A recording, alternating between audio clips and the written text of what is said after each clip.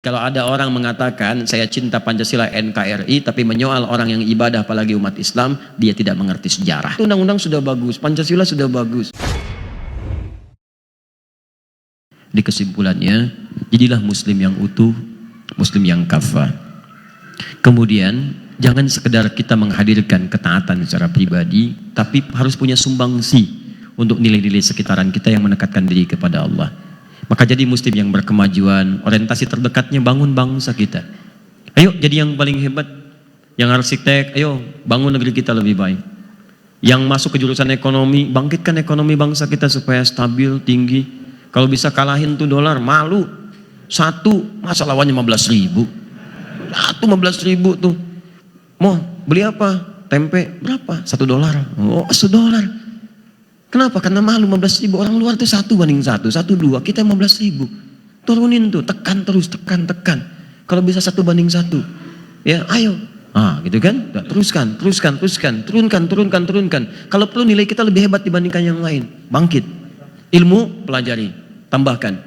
Insya Allah kalau sudah seperti itu, maka inspirasi bangsa ini akan memberikan suasana yang cerah pada nilai-nilai kehidupan, tapi niatkan semua karena Allah Subhanahu wa Ta'ala.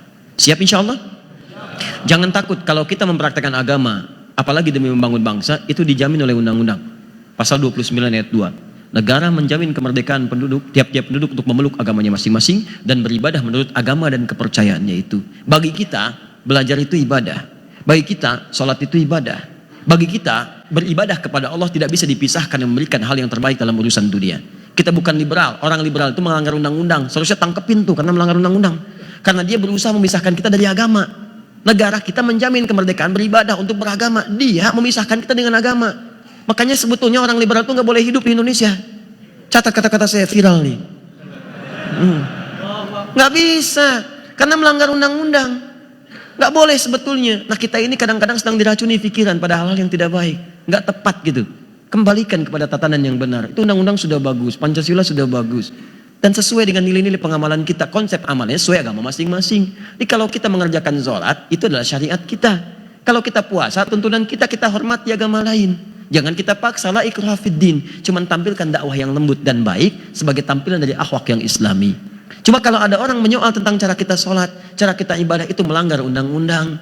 Makanya ketika ada orang kemudian melanggar jilbab, ada orang menyoal celana, menyoal jenggot, maka itu harus dibatalkan demi hukum. Batallah demi hukum. Jelas, karena melanggar ketentuan undang-undang gak bisa kalau disoal selesai gitu. Halo, kenapa jadi seperti ini? Tegang. Tenang saja, kalimat itu dijamin oleh undang-undang, itu kan?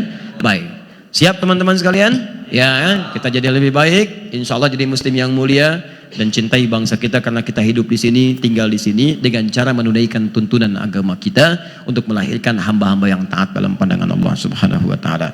Jadi kalau ada orang mengatakan saya cinta Pancasila NKRI tapi menyoal orang yang ibadah apalagi umat Islam, dia tidak mengerti sejarah. Karena tidak mungkin ada muslim Indonesia mengkhianati tanah tumpah darahnya. Saham kita tinggi di negeri ini, maka mustahil kita kemudian tidak mencintai negeri ini. Kalau ada orang yang paling cinta di negeri ini, maka orang pertama itu pasti adalah orang Islam. Muslim yang benar akan mencintai bangsanya dan melakukan itu karena Allah Subhanahu wa Ta'ala.